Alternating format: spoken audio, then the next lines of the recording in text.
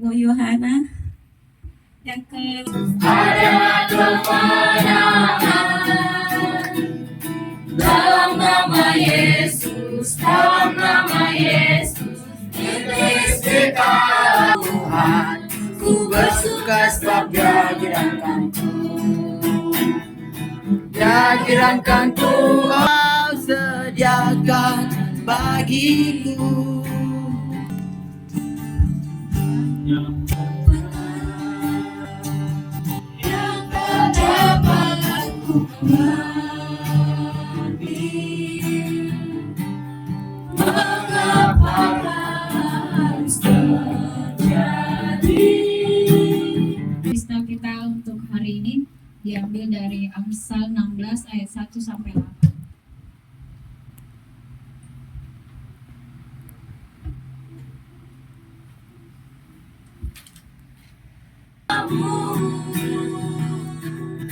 Ku sembahmu,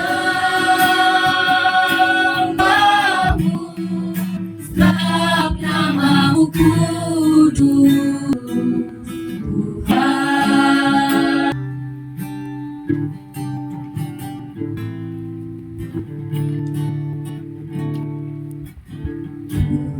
Menyenangkanmu, menyenangkanmu.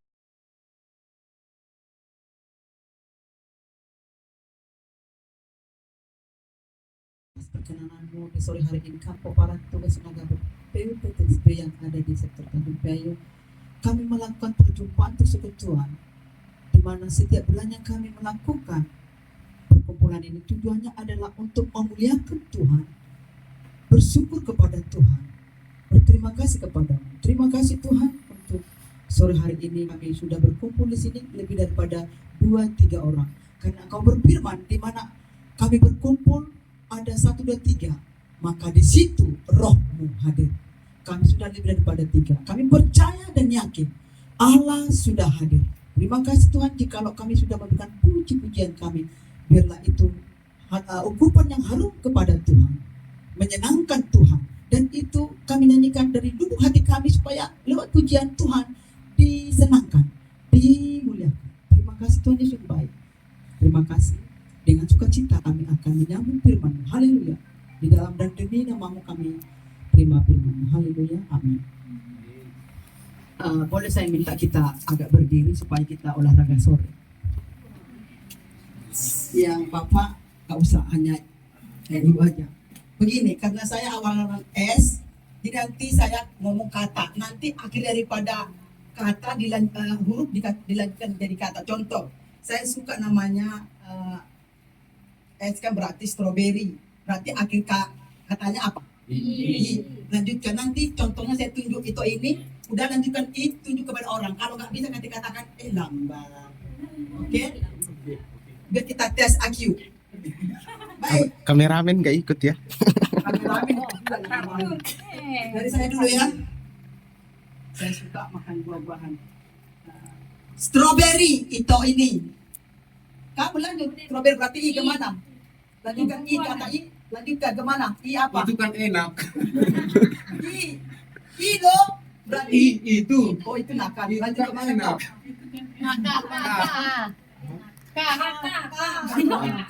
Kan enak. Dari kalimat jadi apa? Jadikan kalimat. Lempar kepada orang lain lagi.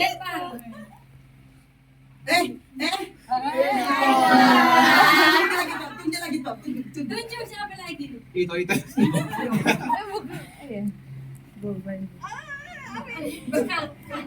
Kakak. Kalau begitu ya sudah. Siapa kemana Pak tunjuk? Udahlah. Haruskah begitu?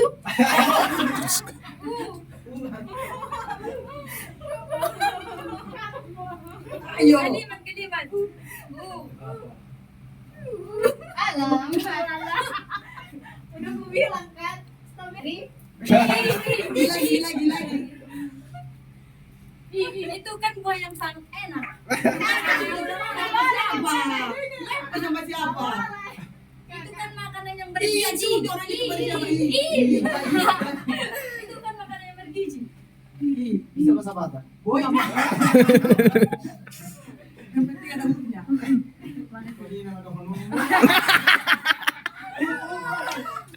Untuk apa kau nuduh aku?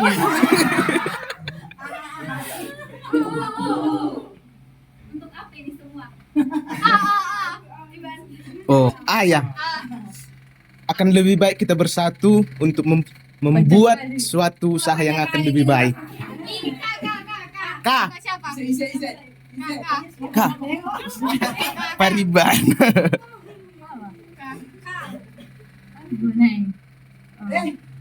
Lama. Kamu kok suka sama strawberry sih? Botol jus. Ini siapa aku? Ini. Haruskah begini? Dia udah.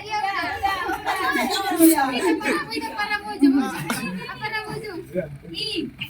Begini. Ini kan? Iya, ini. Ini kah akhirnya? Udah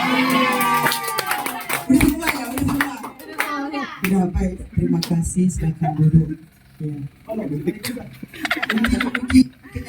Ini kecepatan IQ. Baik.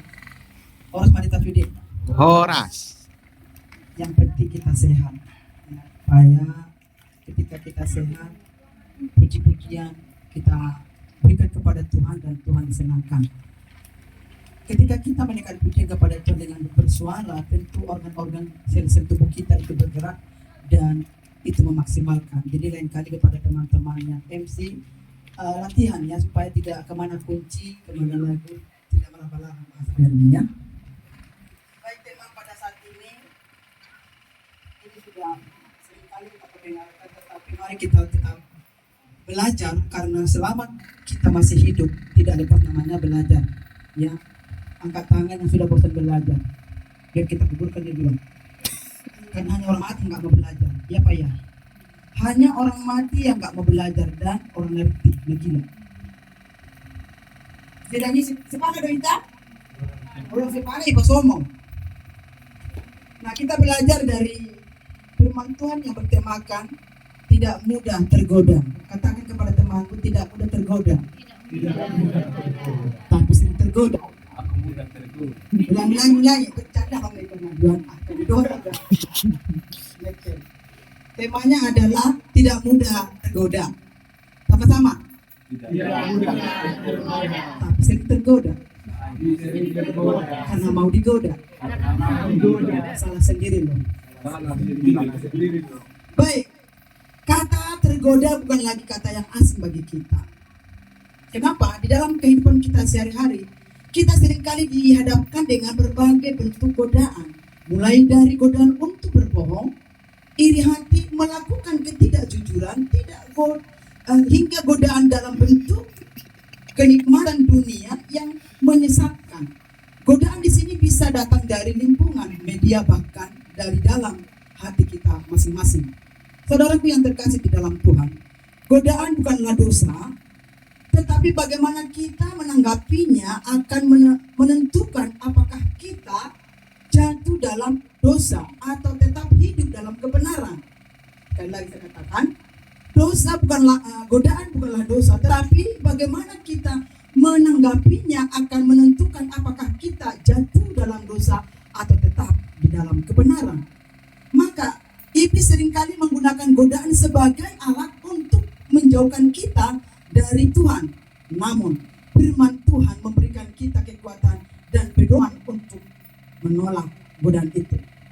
Saudara yang terkasih di dalam Tuhan, di dalam firman-Nya 1 Korintus 10 ayat yang ke-13. Mohon satu pria membacakannya. Di dalam 1 Korintus pasal ke-10 ayat 13 dikatakan, siapa yang ikhlas, rela, yang mau berkorban baca Alkitab bagi kita, ya maka itu nami bulan nami mak baca hamun terhadap sada Korintus 10 bodoh bahasa Batak bahasa Korea itu bodoh yang itu sehami dua tiga 10 ayat 10 tolu ada bahasa Indonesia baca anggap 10 ayat 10. besar bahasa itu Bersusul.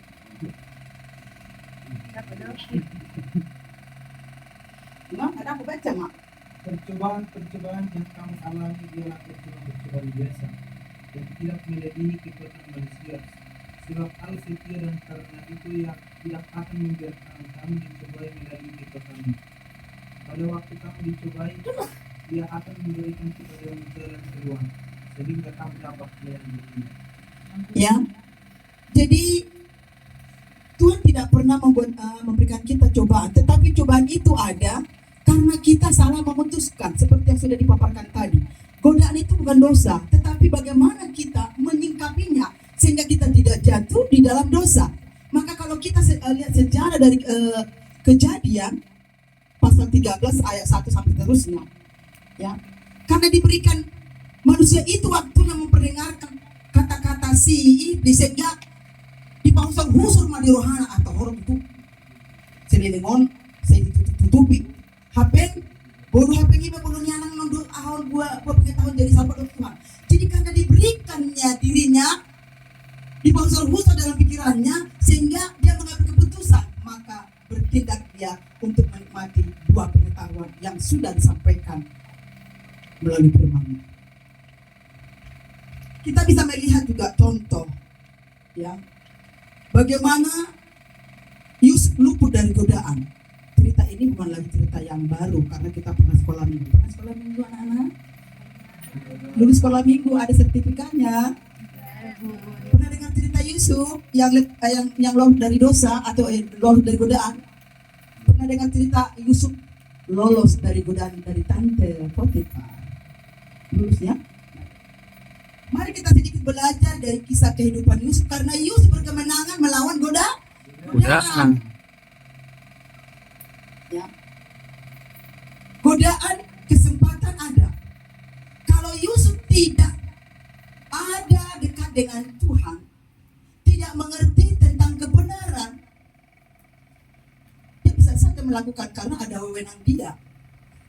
Ya. Sudah diberikan hak untuk menguasai seluruh isi istana kecuali hanya istrinya siapa seperti Pak ya.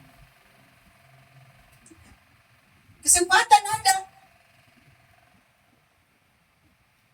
Mari kita belajar karena ketika ada kesempatan mari kita dengan seksama memikirkan efek, dampak dan pengaruhnya. Jangan hanya gak ada yang melihat, hanya aku yang tahu. Jangan kita kosongkan pikiran kita, maka ketika ada kesempatan, mari kita langsung sujud menghampiri Tuhan atau meminta hikmat kepada Tuhan, supaya godaan itu tidak membuat kita jatuh dalam dosa.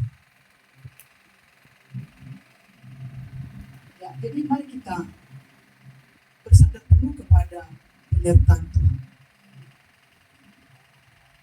Kalau Yusuf bisa lolos dari dosa tersebut, kita pun bisa karena Yusuf juga manusia.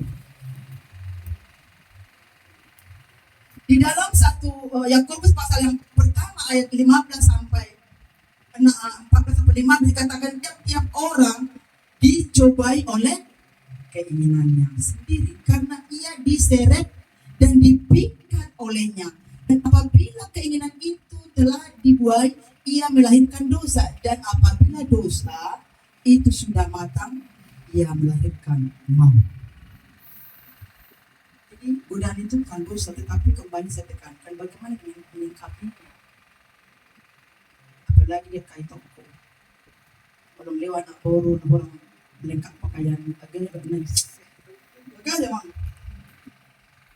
adik mana yang adik mang, paksa mandi rohana. Jangan ada kesempatan langsung putar haluan, putar segala macam. Karena godaan itu akan membuat kita jatuh dalam dosa. Dosa itu bisa langsung bertindak atau di dalam pikiran. Karena ketika kita melihat dan itu kita nikmati dalam pikiran, itu juga dosa. Contoh, HP baru, keluaran baru, adik mati. Gana gue mah HP baru, apa tunggu. Adik mati. diusahakanlah berbagai cara. Karena udah tergoda dia ingin memiliki HP baru. Keluaran sekarang apa? Saya nggak tahu keluaran baru apa. Apel apa? Apel hijau? Redmi, Hah? Apel merah? Samsung. Oh, Samsung. Hah? Apel 10.000 itu dulu.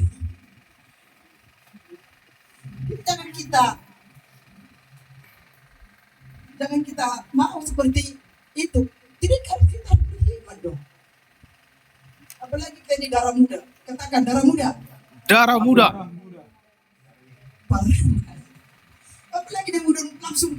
Yang boy tanah emosi lah. Apalagi kalau dilapok seorang sedikit tersinggung. Bodoh sama nama. Singkat lengan. Berkesinaga bro.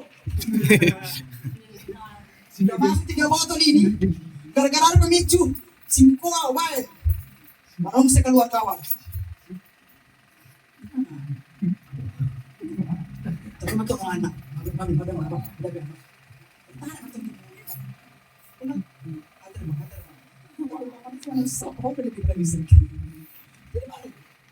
Mari kita kembali belajar dari Yusuf. Kenapa Yusuf bisa begitu luput dari godaan? Kanteng betul Yusuf godaan dulu. Yang tertulis dalam Kejadian itu kemeranggerahan. Di Jepri bendahara dan kami jadi kalau nama pumonom aku kena daftar orang dapat rezeki di itu atau masuk betul rezeki itu dan nyari akan jadi dapat akan silang kapan dulu jadi soalnya mah mau nanti bagaimana ya sali Sini. Sini.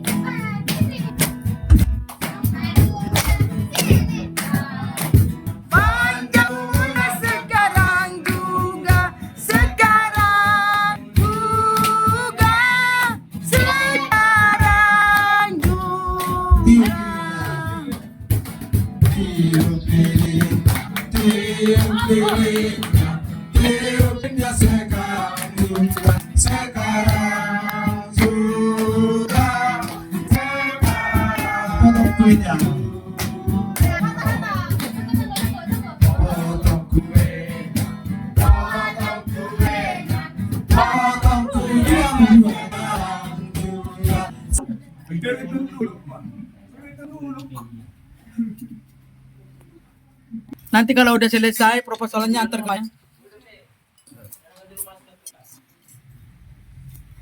langsung selepas nih. Nak kami butuh